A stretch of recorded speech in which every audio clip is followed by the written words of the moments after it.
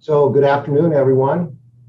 Welcome to our briefing this afternoon. My name is Jeff DeBoer. I'm the president and CEO of the Real Estate Roundtable here in Washington. Thank you all for joining us today. When I say us, I mean the Real Estate Like-Kind Exchange Coalition. If you were on a few minutes here before, you just saw a slide of the logos of the organizations that have come together to help inform policymakers about the economic and social benefits of the current tax law relating to the exchange of investment or business real property.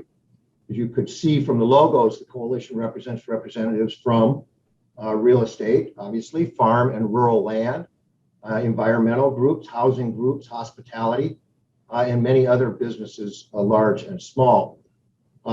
All of these industry groups have come together basically to express concerns, our united concerns about a proposal that is included in the American Families Plan. The proposal would substantially repeal the law regarding business property exchanges, and it's our that if enacted, this particular proposal would dramatically reduce real estate transactions, lock in business owners, and hurt housing availability and so forth. I guess I just want to pause for a second and say that we're going to do this briefing, and if you have any questions that you'd like to ask, obviously use the chat feature.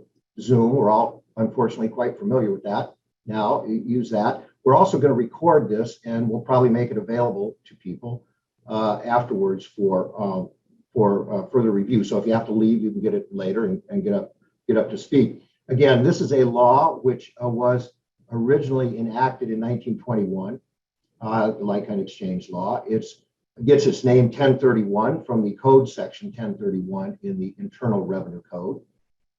It's been the subject in general of review and reform many times since almost 100 years ago, to the point that today commercial real estate transactions that involve a like-kind exchange follow very I think we'd all agree, detailed regulations. In total, like-kind exchanges represent about 15 to 20% of all real estate commercial transactions. Exchanges provide about $3 billion annually to local governments because as properties are exchanged, they get revalued and so forth and have to pay taxes, obviously.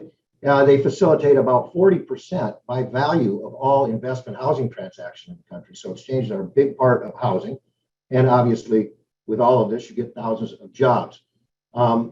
Just briefly, a like-kind exchange is a way to reinvest the profits that someone holding business real estate can accrue back into their business. In this case, it's the capital gain earned by the business or the investment.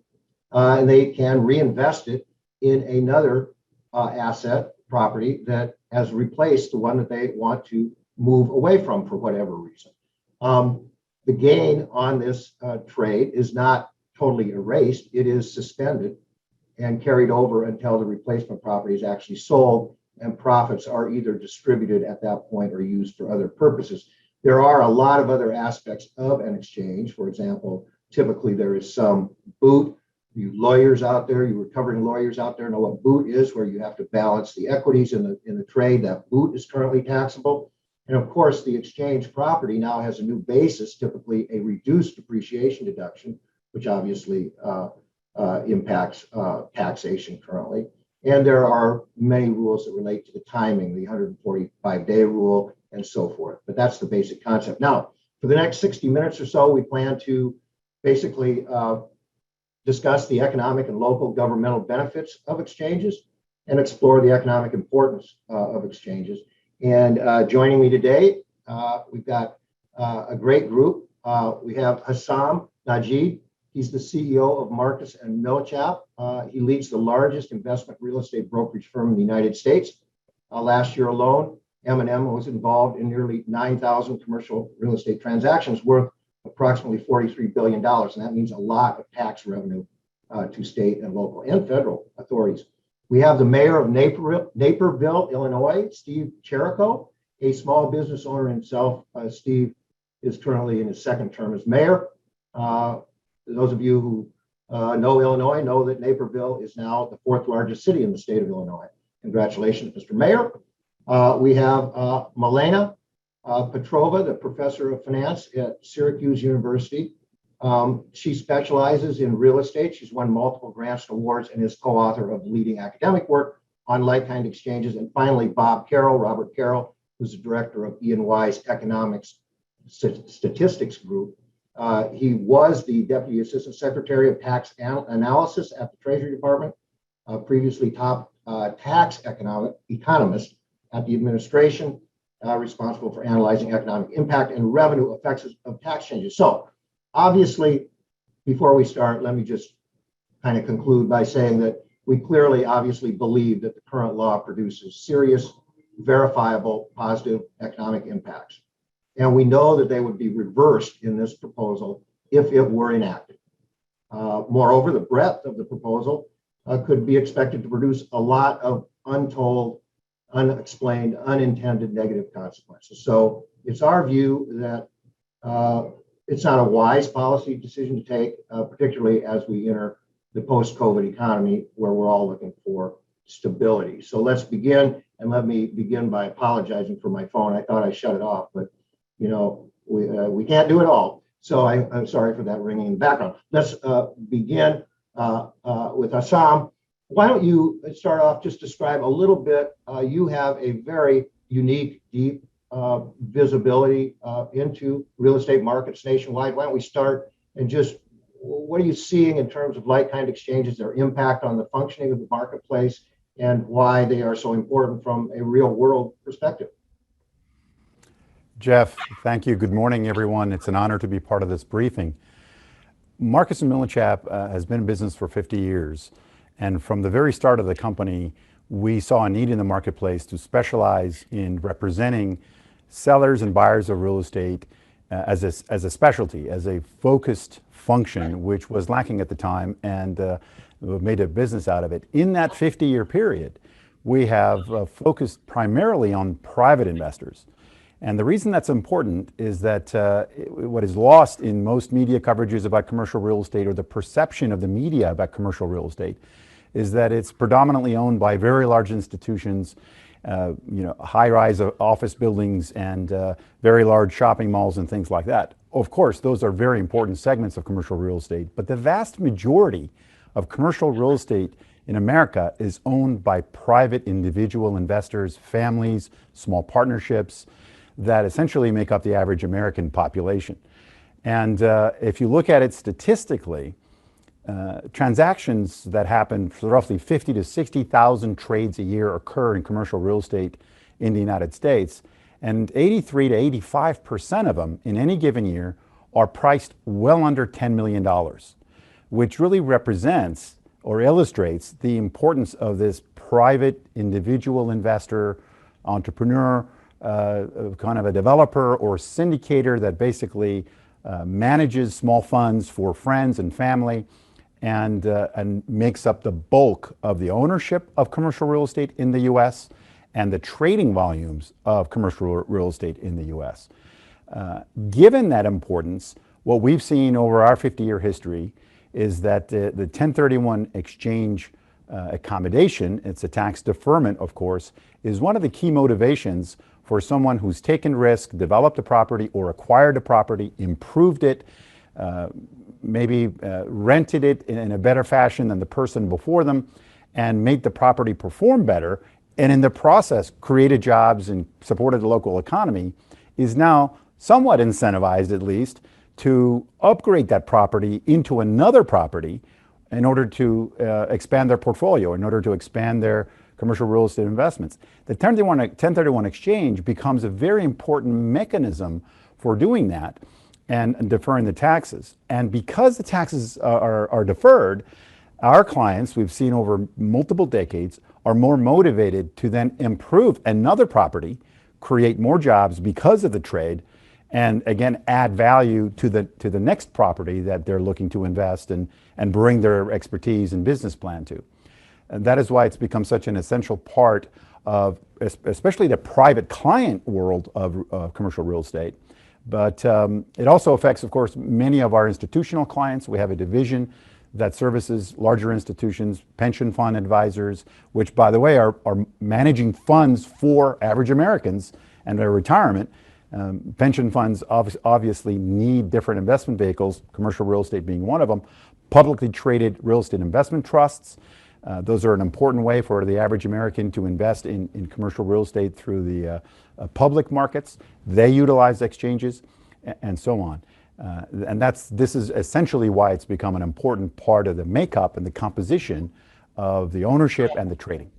So let me ask, it sounds like basically you're suggesting a lot of transactions would not occur clearly in their exchange transactions, but many of those transactions also set up an additional sale of another property. And all of this, I think what you were saying about capital there means that the assets are moving into the hands of people who have additional capital to invest in them to put those businesses to use. Is that kind of where you're going with all of this? That's exactly right, Jeff, because somebody who is acquiring the property that's already owned is basically new capital coming into that asset. They're going to improve it. They're going to make sure its performance is optimized. And the seller of that property that's executing a 1031 exchange is basically rolling their equity into the next property in order to improve that and make investments in it. Because of the tax deferment, we have seen time and again a buyer's willingness to invest more capital in those kinds of improvements. And I think that's an essential part of continually improving the stock of real estate in the U.S. It's becoming harder and harder to build. We have a tremendous shortage of affordable housing. The current system creates this additional available capital to improve properties that many of our clients and investors are acquiring through a 1031 exchange, which would be significantly hampered. Yeah, maybe you're ahead of a big firm that's nationwide. Is this confined to any particular geographical area, or are exchanges all over the country, urban, rural, north, south, east, west? We have offices throughout the United States in every major market. In many of the secondary markets, we operate 80 offices. Our sales force is 2,000 strong. And the reason for that is because you need that big a sales force or the boots on the ground to cater to the millions of private investors that make up the marketplace. And the 1031 exchange has been a very important component in all property types and all markets. It's not confined to major metros or smaller markets at all. It's throughout the entire system. And it also creates an incentive for a lot of investors that, let's say, own apartments and have invested in small multifamily, catered to their local renter, have had it for a while, improved the property. Maybe they're aging baby boomer. We're seeing a lot of that these days. Maybe they're an investor that has run the course of their investment horizon and they would like something to exchange into that is less management intensive, like a single tenant net lease, which would be your fast food restaurant, your McDonald's or your Wendy's, or a drugstore like a CVS or a Rite Aid. Those single tenant net lease properties have a single tenant on usually a long-term lease, and therefore there is a lot less management requirement by the investor or the owner in that property. That's a very important trend in seeing capital come out of different property types and go into something like a single tenant net lease as the aging baby boomers want more passive income. Conversely, we're seeing a lot of new investors coming in and wanting to invest in hospitality, in older shopping centers, which, as you know, have been hit very, very hard by the pandemic. Or in many of the panels that I've been hosting and participating on, there's so much discussion about what we need to do to invest new capital in reshaping office buildings, given what's happened with the pandemic and the effects of the pandemic on office use. All of these different movements of capital and fresh investments basically are being made in the existing stock. And the 1031 exchange is a centerpiece of facilitating all that. And therefore we are concerned that if it were taken away or significantly hampered, it would hamper the marketplace. Thank you for those remarks. I think putting it in perspective, nationwide, basically all asset types, housing, a lot of opportunities for people. And I guess that maybe to summarize your bottom line is this will stifle transactions. I don't want to put words in your mouth, but it sounds like it will dramatically slow transactions and to the detriment of all the things that you just talked about. And It clearly would, Jeff. It clearly would. so let's move on to maybe Mayor Jericho. And Mr. Mayor, I hope that I'm pronouncing your name correctly. I could easily be flubbing it, but I intend no disrespect, that's for sure. You got it perfect. Thank you. Well, I like that. Well, thank you for joining us, the mayor from Naperville, Illinois. And as a small business person, you're also, I know, active in some conservation groups and land preservation stuff. So why don't you just tell us, why in the world is the mayor from Naperville spending time talking to staff of Congress about a tax proposal on exchanges? What brings you to the table today, sir? Well, thank you for having me today. It's an honor to be here representing some of the communities on this issue. Naperville is a very robust city of 150,000 people located about 30 miles west of Chicago. Our heritage is a small farming community that went through tremendous growth from 70s to say 2000 to what we are today, and recognized nationally as a city that has been known as the best place to raise a family, to retire, to have a business, and among other things. And so very, very blessed to live in a community like ours. But even cities like Naperville, we have areas that are distressed areas. And but for the 1031 exchange, we'd find ourselves in a very, very difficult situation. And if I may, just give you a couple of examples. And the same was talking about the effect of the pandemic on retail, which has been substantial here in Naperville and across the country. But even before that, the effect on internet sales has had a tremendous impact and changed the way retail is done throughout the United States. And as a result, it's left thousands and thousands of big box stores and empty retail spaces across our country. And Naperville is certainly no exception. And if I may talk about just two real life situations where the 1031 has changed the face of our city and in a positive way. And one of them is a building that was an old Kmart that was vacant for about 12 years, a very distressed area. The entire surrounding area fell apart. All the mom and pop stores went out of business because that anchor tenant left, and jobs went with it. And we were unable to get investment in this area for a very, very long time. But for the 1031, we finally were able to negotiate the sale of this property and get Costco into this facility. And this was a massive investment in our community, because not only is it the jobs and the tax base that a Costco brings, which are substantial, I might add. I mean, the Costco brings in as much sales tax. This one business brings in as much sales tax as our entire downtown business district combined. It's hard to even imagine that. That's the impact of this. And we have a very robust downtown, by the way. So this is really a big deal. And then the halo effect of all the mom and pop businesses that have now occupied those vacant spaces in that area, that very, very worn out and tired, distressed area that we once had, has now been transformed. And I might add, this has happened during the pandemic, which is just incredible, because we talk about what kind of catalysts will we have to bring our economy back from this pandemic. This is it. This is it. This is just a real life example in a mid-sized city in America. One more, if I might add, is a few miles south of this particular location. It's just a tired strip mall. And again, the changing face of retail in our country today means cities and mayors have to think outside the box. We've been working with many investors. Like all mayors, we're all competing against each other to try to find businesses and individuals to invest in our community, right? And so we were having a hard time with this. And again, but for the 1031, we were finally able to get a new investor to come in, take up the property, invest $100 million or so into this property. It was 50% vacant 6 months ago. Today, it's 98% occupied. Just an unbelievable success story. And again, had we not, and we were working on this for many years. So even with this tool, this very powerful tool of 1031 to incentivize people to make this transaction, it still was really hard work. The alternative to that, for most cities and for Naperville occasionally, but we don't lead with this, but the alternative is to incentivize using public money to incentivize people to stimulate our economy through investment.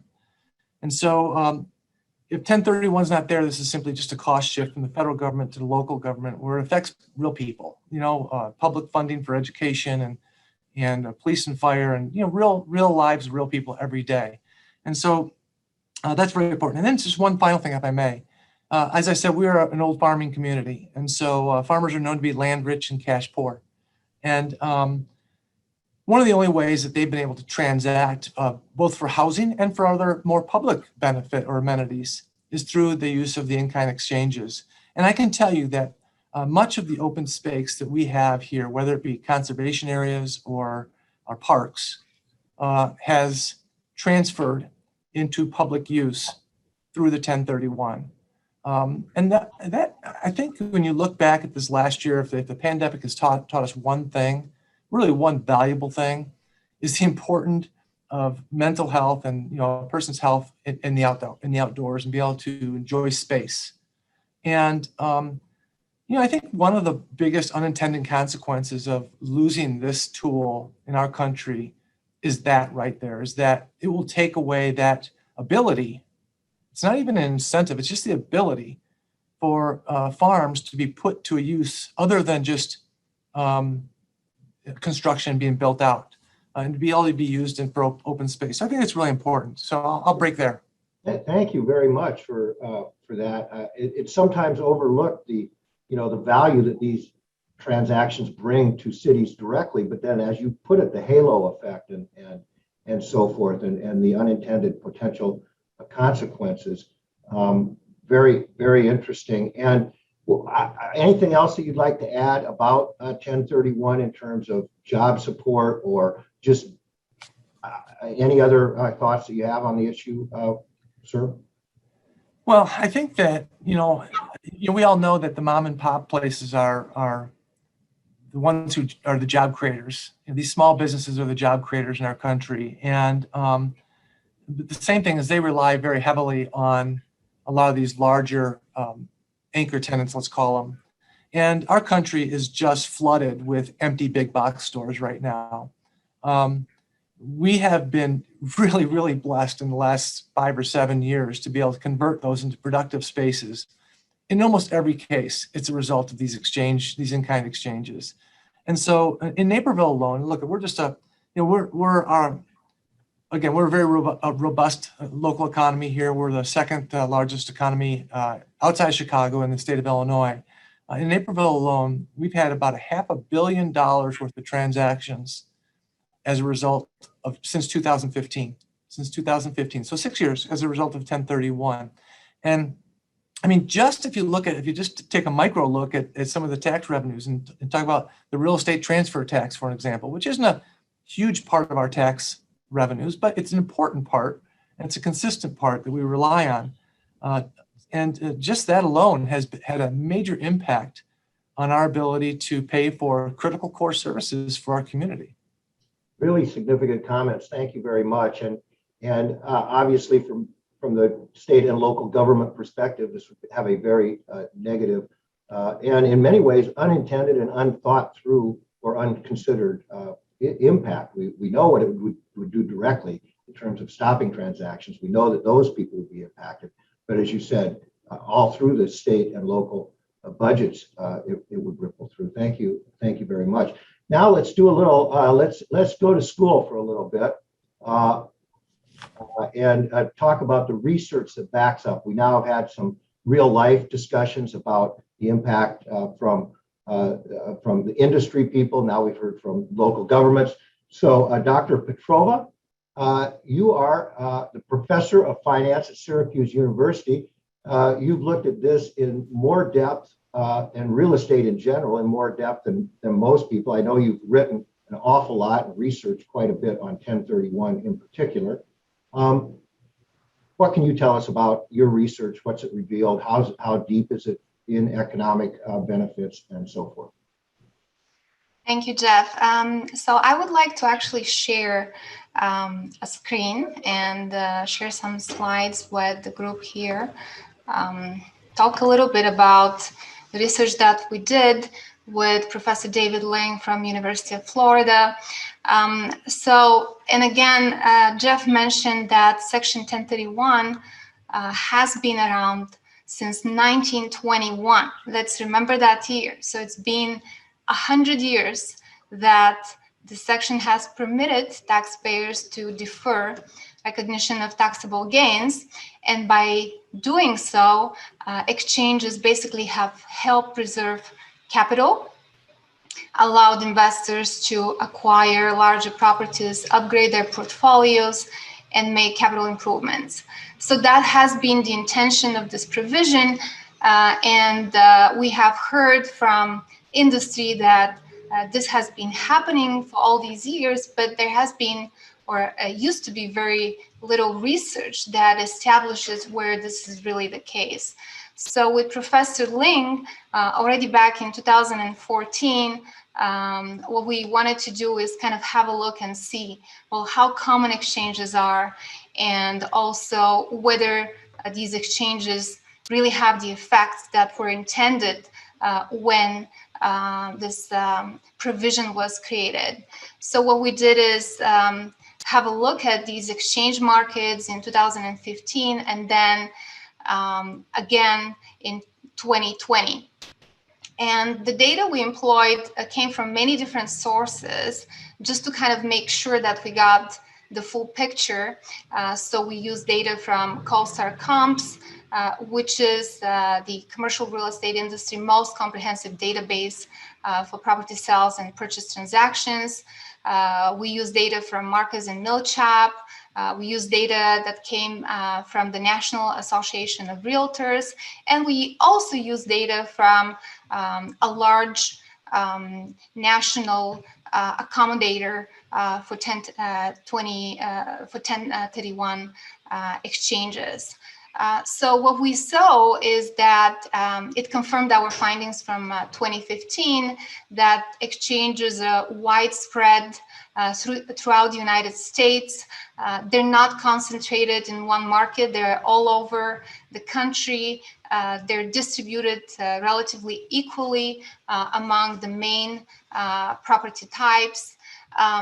So, for example, based on CoStar's data, we found out that like-kind exchanges represent approximately 6% of total transactions and 7% based on volume, with a median price of about $2 million and a transaction volume of about $240 billion based on the period that we examined.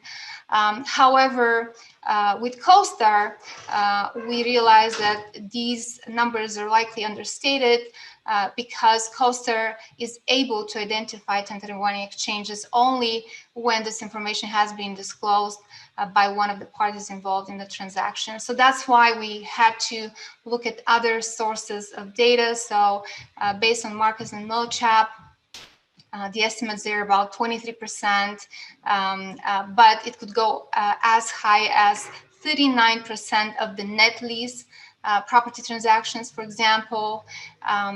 Based on data from NAR, that percentage is about 12%.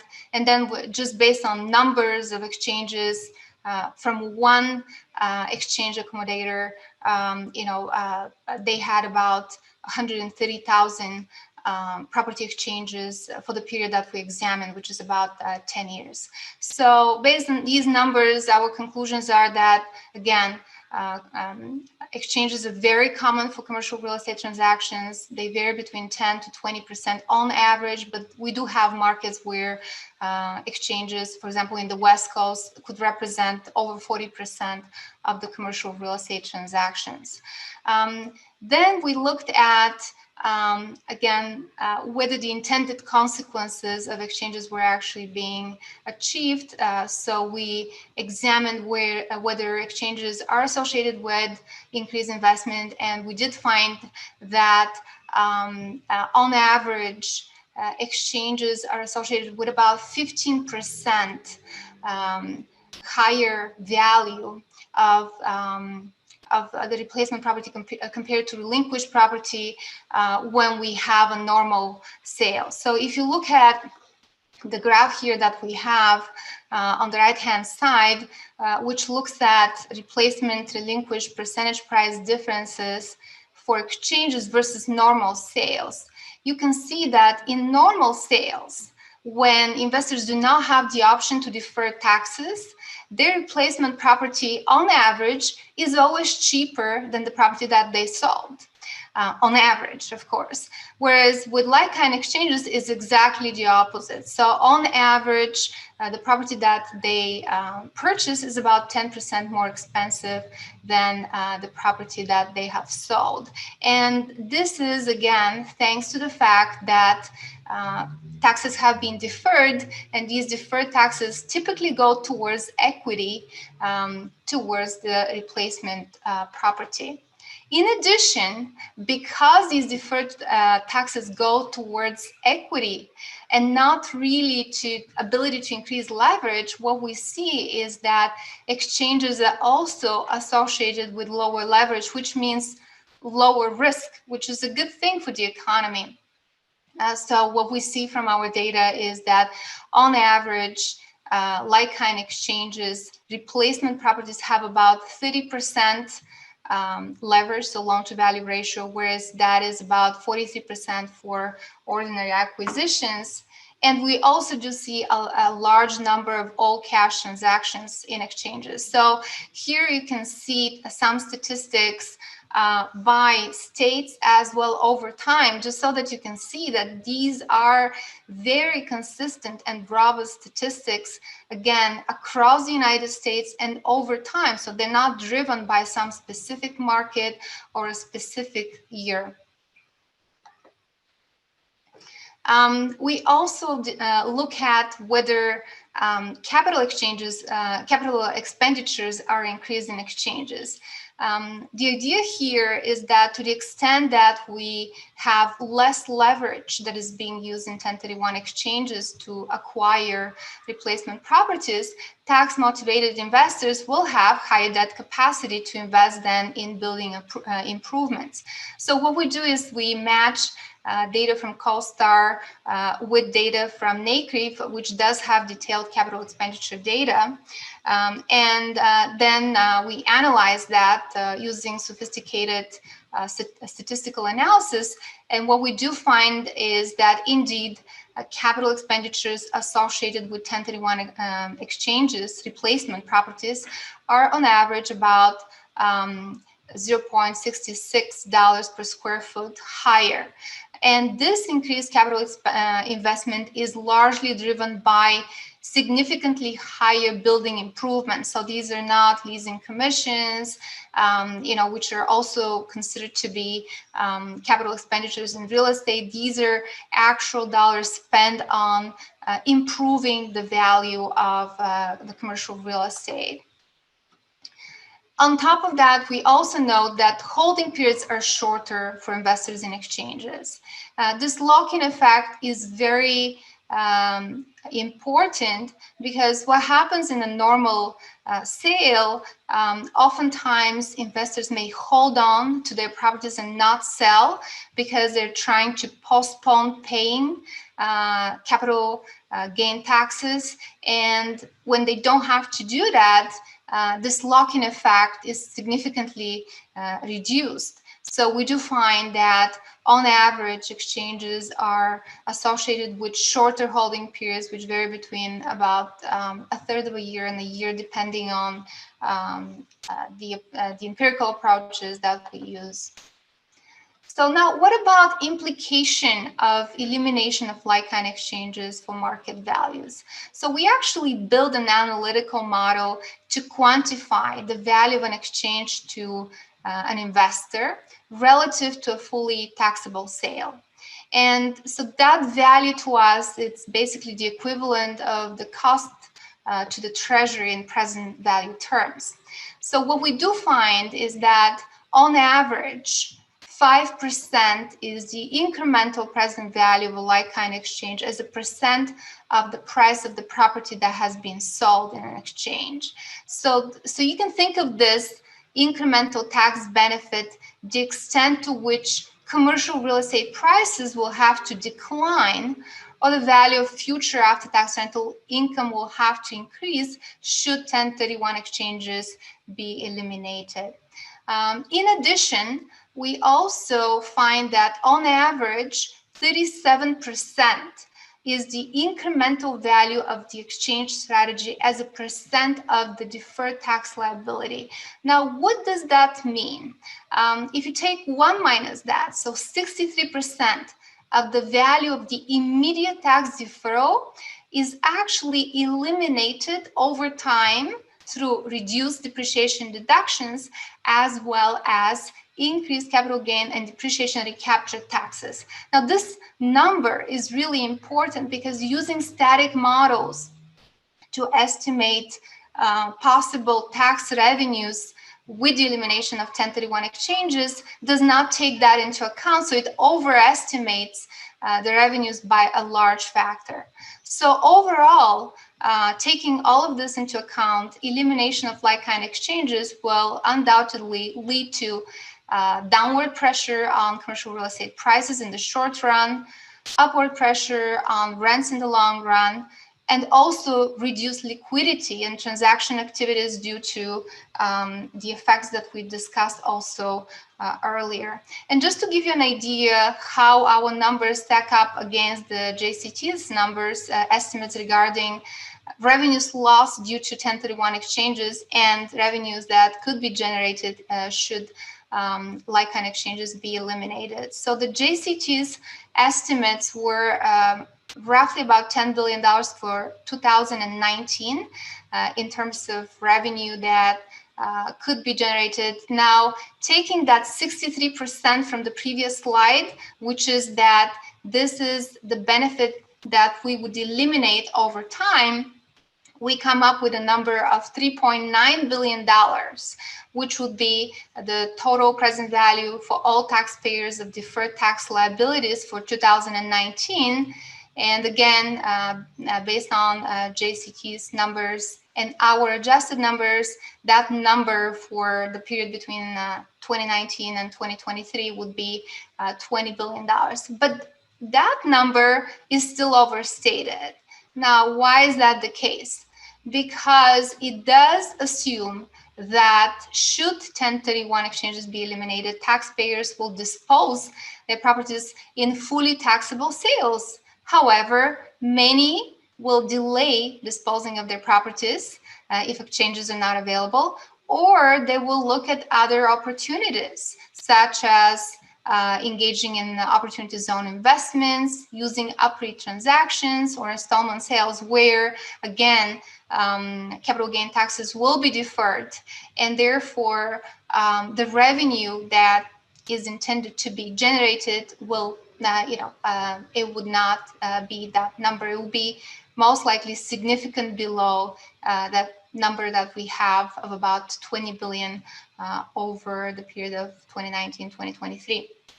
So in short, these behavioral responses will significantly reduce the increase in treasury revenues that are implied by the static analysis that has been conducted by JCT.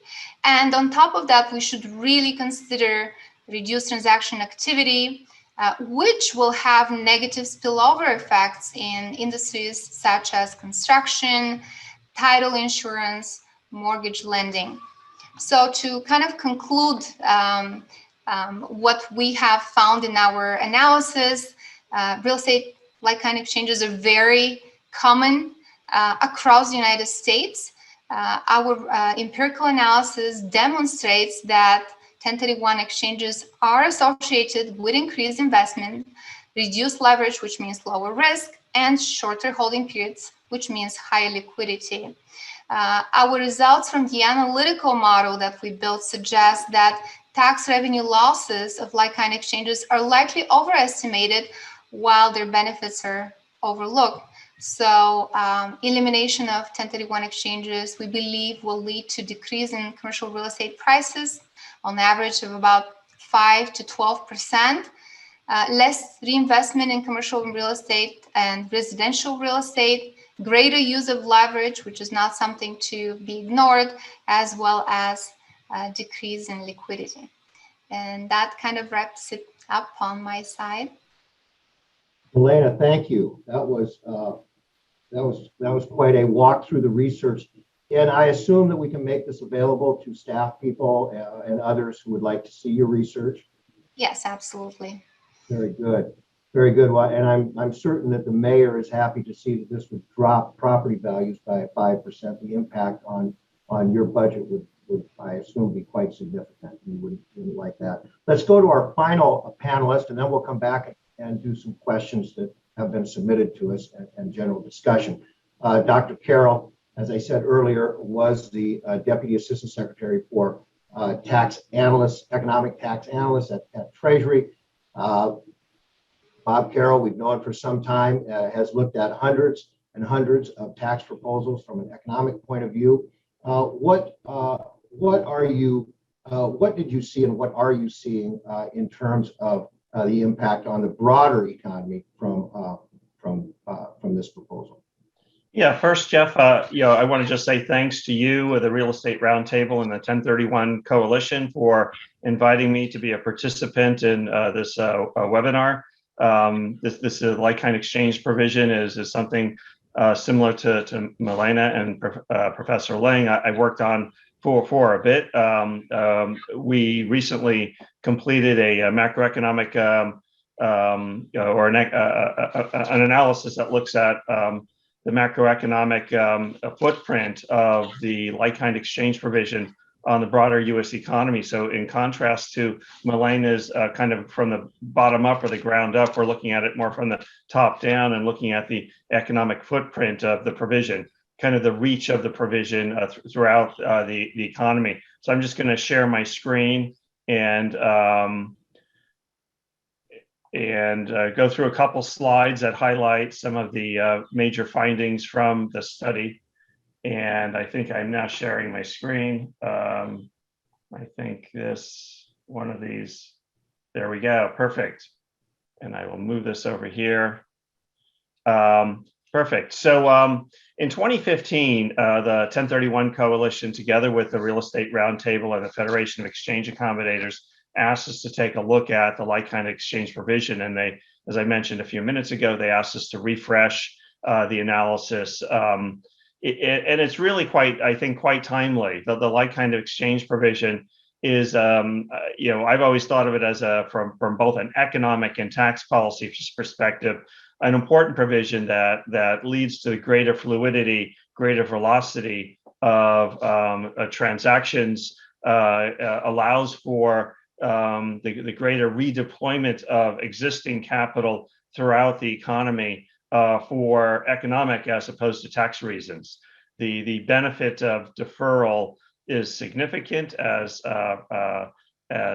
Professor Petrova's analysis indicates, and it really does help free up resources to be used throughout the economy. This is a provision that's, I think, real important under normal times. It's particularly important in a period of time when the economy is going through very significant transition, as it is right now due to the pandemic.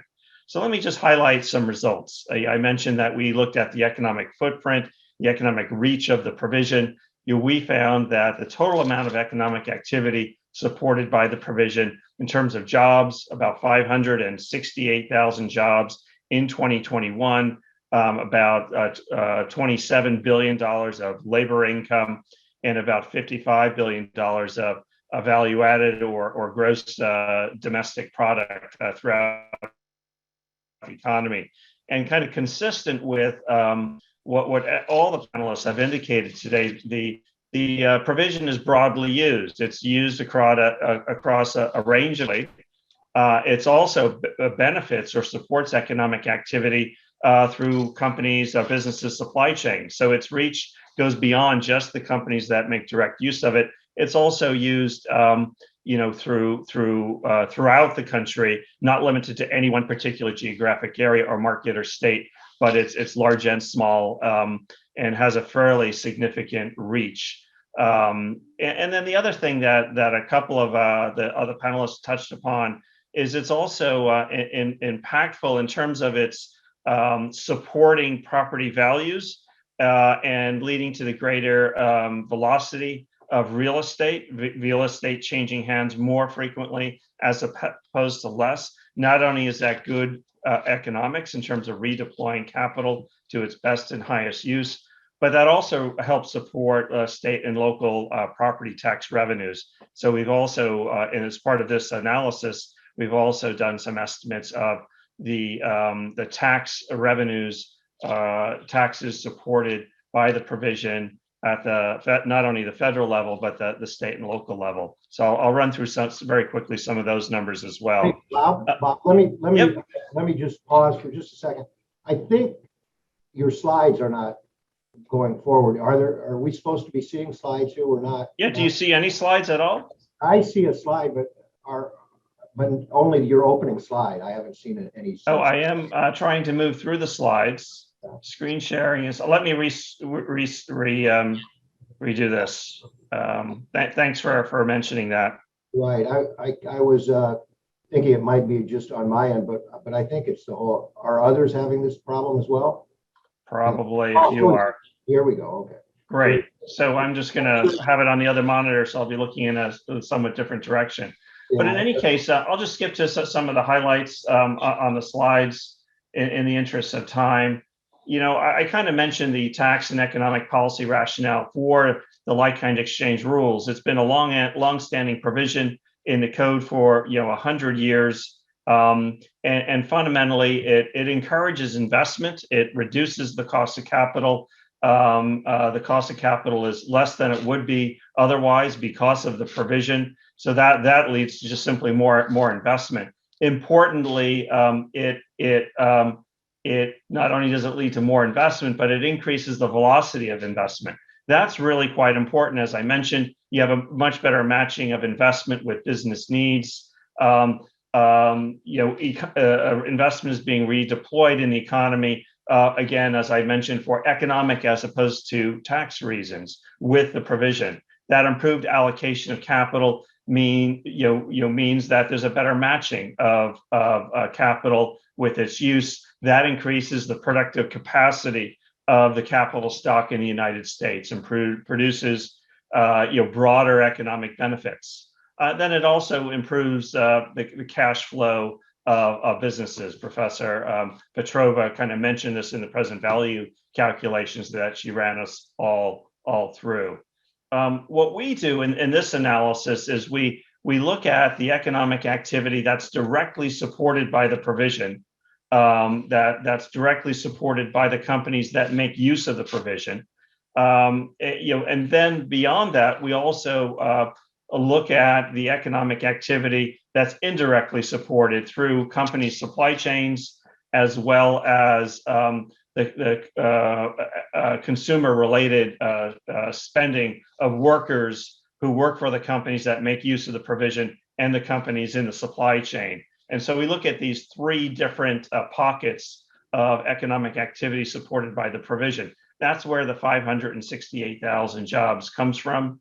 We have the 568,000 jobs. Again, 260,000 jobs are associated or supported by businesses that make use of the provisions themselves. 308,000 jobs are supported through the supply chain and related consumer spending. And then you can see the 568,000. So I mentioned we also, and Professor Petrova also spent some time on this, as well as the other panelists, that the provision has a very broad reach throughout the economy. In terms of companies that directly make use of the provision, you can see it's fairly broad. Leisure and hospitality is the #1 industry. And that's particularly important because that is an industry that has been particularly hard hit during the pandemic. Think hotels and food services and bars and that sort of thing. And then you can see there's also very significant reach when you start looking at the supply chain and related consumer spending. And there you kind of see kind of the collateral effects or collateral benefits, the spillover benefits of the provision throughout the broader economy. And you can see, for example, in professional and business services, or education and health services, financial activities, manufacturing, the supply chain effects and related consumer spending effects are actually significantly larger than the direct effects that arise from the companies that make use of the provision. Then I mentioned we also looked at taxes. A significant amount of taxes are associated with the provision. We looked at not only federal but state and local taxes as well. And at the state and local level, property taxes, sales taxes, income taxes, excise and license taxes, corporate income taxes, and the transfer taxes are also an important component here. Some of these revenue sources would be affected if the proposal put forward by the administration might affect property values. It might, in all likelihood, will also affect the holding periods, or the velocity at which the transactions occur. Those holding periods would likely be lengthened, and perhaps a fair amount. The loss of the deferral would cause taxpayers to respond to that potential policy change, lengthen their holding periods, and that would have an effect, in this respect as well. Then I'll just come back to the original slide. The key results: the 568,000 jobs supported by the provision, the roughly 28 billion in labor income, 55 billion in gross domestic product. Again, this provision is important under ordinary times to kind of foster the redeployment of capital for economic rather than tax reasons throughout the economy. Much more important when an economy is in an inflection point, going through rapid change. And I think anyone who has visited a large metropolitan area, a city, can see that there's a lot of capital that is in transition as we speak. That's a good place to stop. I'll turn it back to you, Jeff. You might be on mute, Jeff. Okay. Thank you, Bob. As usual, great report, and I assume it's available to any congressional staff person who'd like Absolutely. to have access to that. Yep. So we have a few minutes left, and I've been getting some emails with a couple of questions. Let me run through them, and we'll open it up. Anybody who wants to tackle these, I think, would be good, except I know who should get some. One is a question, a lock-in. We use the word lock-in, and maybe we should an explanation of what we're talking about by the lock-in effect and the detrimental impact that has. We have a question, but maybe Bob answered it near the end, but if somebody wants to amplify it on why is this particularly a bad idea to do as the economy comes out of a pandemic? What does this have to do with coming out in businesses? And that was a topic. And then the impact on state and local taxes. There seems to be some confusion about why if there's trading of assets, how does this impact state and local budgets and property valuations? And so, Hassam, maybe we should start with you on the first question. Lock-in. You're seeing that. Oh, and by the way, there's one other here that talks about the exemption amount. That the proposed exemption would take out, preserve up to $500,000 of gain, and how that would impact and why that exemption is largely illusory. So, Hassam, would you take whatever of those that you'd like, and then we'll move on. Sure, Jeff. On the lockdown effect, it's clear to see that a lot of private investors and institutional investors that have improved the property, put time and capital in making it an optimal investment and optimizing its operations, can then come across another investment opportunity, can come across another strategy that is facilitated by a 1031 exchange. If a 1031 exchange deferment is not available, or if it's limited to $500,000, a lot of those transactions would get delayed because of the fact that the entire underwriting and the math and basically investment into the new property, which more than often, the vast majority of the time, requires new capital, requires new investments, and requires new attention, would be delayed. Right. These are businesses that people are trying to grow their businesses, not keep their business static.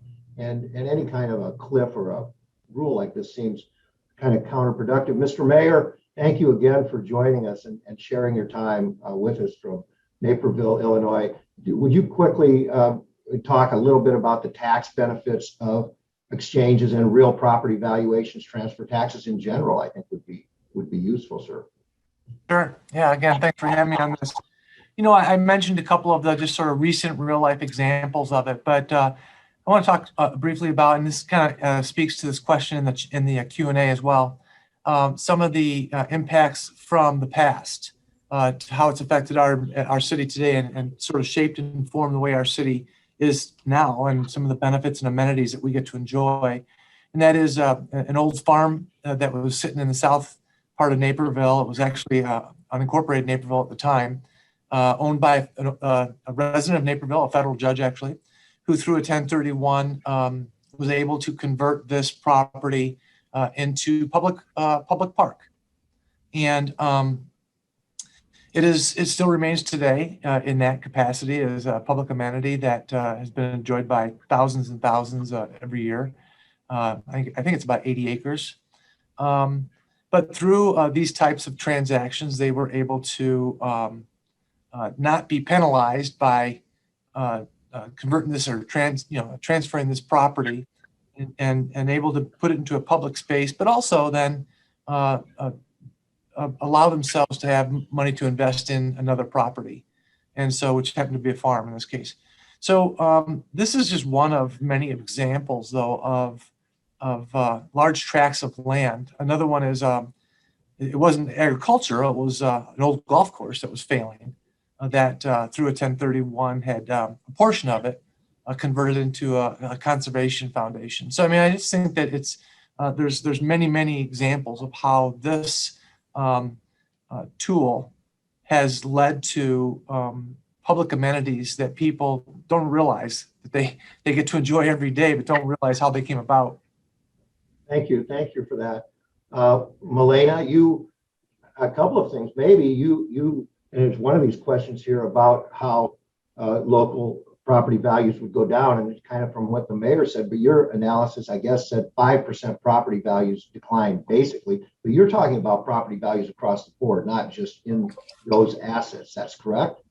That's correct. And that's just an average number. So our higher estimates are in the 12% range, which is pretty significant. And obviously that's something that cannot be ignored, and in the long term that will translate also in the increase in lease rates, which is something that we don't want to see, because that would make also the cost of businesses higher.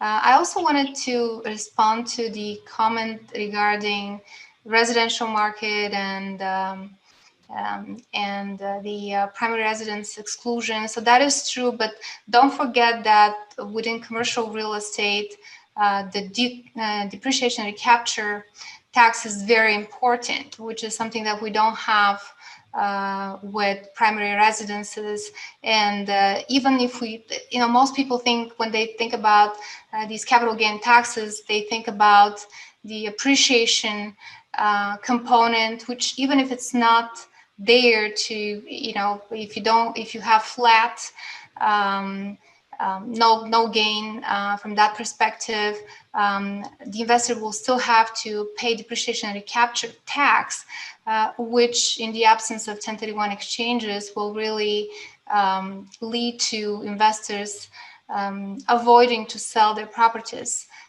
in order to not have to spend money to pay that off, which would then reduce their ability to acquire bigger properties. I think that's important for folks to understand, and to understand depreciation recapture in general anyway, because the buildings are obviously depreciating in terms of physical wear and tear and technological use and capital that needs to constantly go into a building to keep it up to date. But of course, at the same time, the land, which is not being depreciated, is probably appreciating just due to normal, inflation or market circumstances. So it's an interesting thing, and it's a high tax if as you said, as you exit. So it does sort of further lock in the market. Bob, what would you like to add on any of these thoughts concerning, the economic impact and jobs and so forth? You had a lot in your slides. And what is the most important takeaway from your? Yeah. I think that the one thing that I think is really important with respect to like-kind exchanges and how it, the benefit that comes through to the broader economy is the redeployment of capital. It allows the redeployment of capital for economic rather than tax reasons. It happens more quickly because of the provision and the increased velocity, the increased rate at which capital gets redeployed means that our capital stock is going to be more productive. That's really important to the broader economy. It helps amplify economic growth long term. It means our capital stock is simply more productive. It's conducive with higher living standards long run. And that is when I look at the provision from kind of all the various places, from all of my prior vantage points, that is a fairly, that's a very important a rationale for the provision, and it's been in the code for 100 years, presumably for some very good reasons. Thank you, and Bob. Well, thank the entire panel. This has been fantastic. The time that you've devoted in your research and just the time to present here today. I hope we've added value to the conversations on Capitol Hill. We said we'd do 60 minutes, and we've done 60 minutes. We're right at 60 minutes. How about that? So again, and I was also told that you don't have to proactively request this material. We have the emails, obviously, of people who registered. So we're just going to email you the research, the coalition list, all of the organizations, our letters, and so forth. And you'll get one data dump from us coming up soon. So thank you all for joining us. Thank you, panelists, and have a great rest of the day and into the week. Thank you very much.